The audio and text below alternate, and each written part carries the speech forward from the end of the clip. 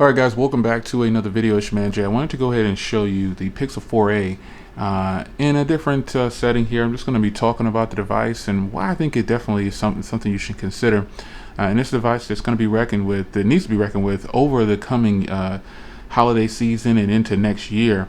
I think that this phone is really going to shine amongst the competition, and I think Google is setting us up for something that's going to be really great when it comes to picking a smartphone that's within our budget, or picking a smartphone that we can actually afford and that's worth our money. So here's what I'm showing you first, which is the display. Now this is the brightness is cranked to 100. The display is a full screen display, and people are really critical about bezels. All of a sudden, the tech world is critical about bezels and whether or not it is something that you want to actually have along the edges. You want to have thick, you want to have small, you want it to be balanced, you want to do all these things, and I feel like the Pixel 4a does a good job at that.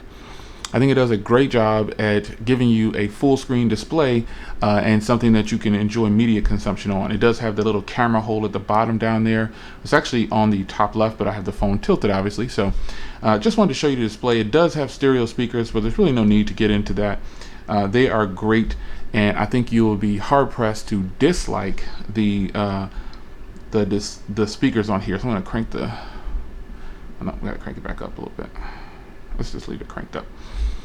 But the phone itself is a beautiful, beautiful display. It's an OLED display. It's 1080p and it's 5.8 inches.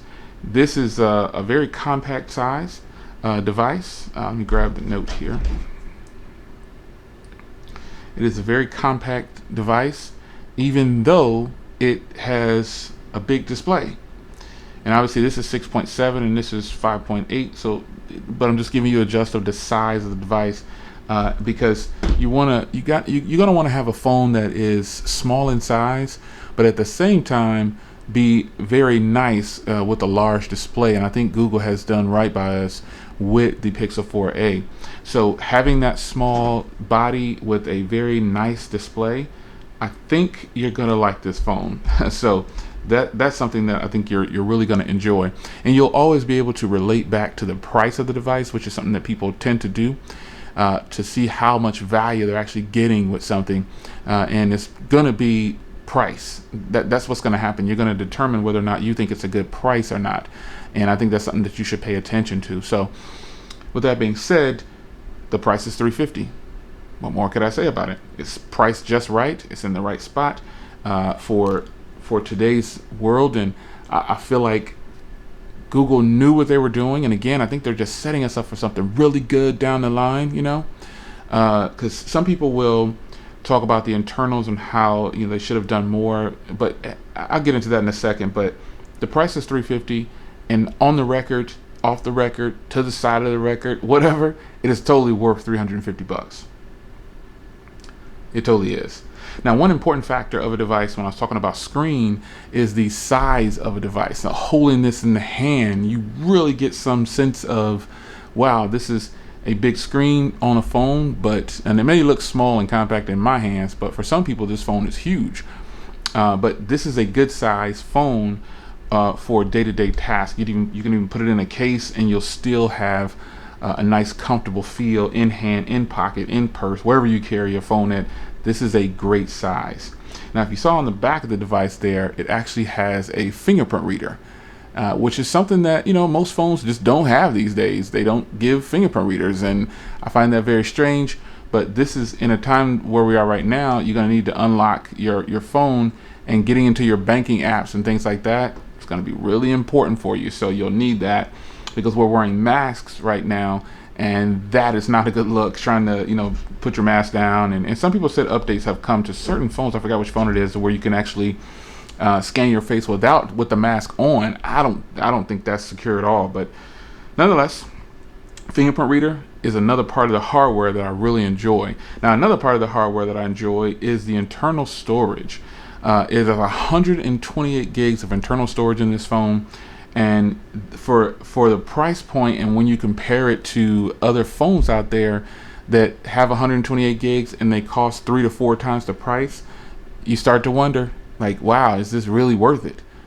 You know, so keep that in mind. 128 gigs of storage and 6 gigs of RAM, which is going to lead me into my next part of the video, which is the performance. The performance on this phone, it flies. It's really good. It's a really solid performing device. You will be hard pressed to say that this phone doesn't perform well in your day-to-day tasks. And I think you're going to really enjoy this phone once you start to use it regularly for the way you use your phone. It's going to perform well for you. And speaking of performance, the battery on this thing is absolutely great. I'm able to go through a full day and into the next day and still pull in 7.5 hours of screen on time, depending on what I'm doing that day. And if I'm really light on the phone, easily can roll through 2 days with like 5 hours of screen on time, easily. And some people say, oh, you're not really using your phone a lot. But remember, I'm not on the phone for 5 hours and then it dies. It's spread out amongst those 2 days. And it's there for me when I need it, and I don't need a charger. Make sense? Yeah, it should make sense.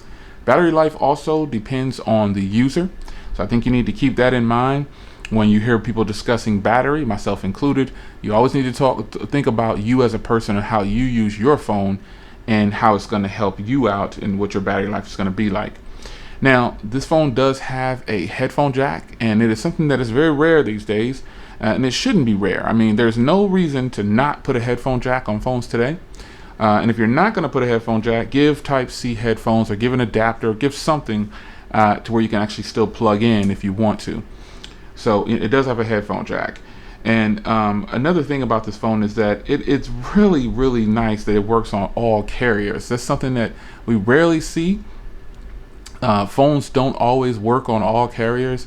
And I think that what Google is doing here is they're giving it to us in a way to where we can use it on Verizon, Sprint, T-Mobile, Google Fi, AT&T, any carrier you could think of. This phone works on it. And that is a plus for Google, because then it gives you the freedom. It also has an eSIM. You can activate the eSIM, and then you can have a dual SIM phone. So, you know, I activated the eSIM, and then I put my AT&T SIM card in here too. So I run in Google Fi and AT&T, and it's flawless. You can choose who you want to text, which one you want to text from, which one you want to call from, which one you want to use for data. It is just a huge plus to having this device. And we're going to circle around to what I know you want to talk about, but it's just a huge plus to have a phone that can work on all carriers. Now let's flip around to the camera. Now, this has a single camera cutout on the back. Now I recently posted a night photo of this phone, a photo shot on this phone compared to the Galaxy Note. And when I posted the photo, I took both of those by hand, and I let people know, you know, I was more steady on the Galaxy Note, and the Galaxy Note has good optimization, OIS, and the Pixel I was kind of shaky hand, and you could kind of see a blurry house. Point is, both of the phones did great. It appeared that it was more sharp on the Galaxy Note, and I could appreciate that. However, the Pixel, when you start to consider the price, even if I wasn't shaky, most people don't take photos at night, and I only took that photo at night because someone requested it. I wanted to see some stars and everything. And so when I said the Pixel looked better, overall the Pixel did look better because it was more true to life, even though that camera gave a little shaky. Let me load up that photo as a matter of fact. Even though the camera appeared to be a little blurry around the house, is what people were talking about. Oh, it's so blurry around the house. If you zoom in on both of the photos, you will see that it's kind of grainy on both. However, I respect it.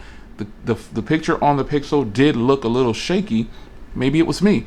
If I would have put it on a tripod, I feel like it wouldn't have been fair, because I can put this phone on a tripod and then it'll really take a photo for like 5 minutes. It'll really break down everything. So I didn't do that. I didn't post that photo. Even though I did one, I didn't post it because I felt like it wasn't fair. So nonetheless, when you circle back around to cameras, still shots, video, the package on the Pixel is totally worth the price of $350. This is something that you'll never be able to get away from. And I still say that if we're going to talk about phones as a whole, this phone is the phone to get. Yeah, I know I have thousands of dollars worth of phones over here, but I do tech reviews. And I invest, well, not invest, I purchase all these things, and there's some return sometimes, and sometimes there's not. But the point is, I'm a tech reviewer that's going to try to always give it to you honest. And I'm telling you that, first of all, do you see the G? This is a good combination right here, folks. I can unlock my phone with my Pixel Book Go with my phone. It syncs with messaging. It's just a good flow. So with that being said, I feel like easily, you know, the Velvet, the V60 were going to be my phones of the year. But the way this is shaping up, and I can't wait to see what Google does next, this can easily be my phone of the year. Easy.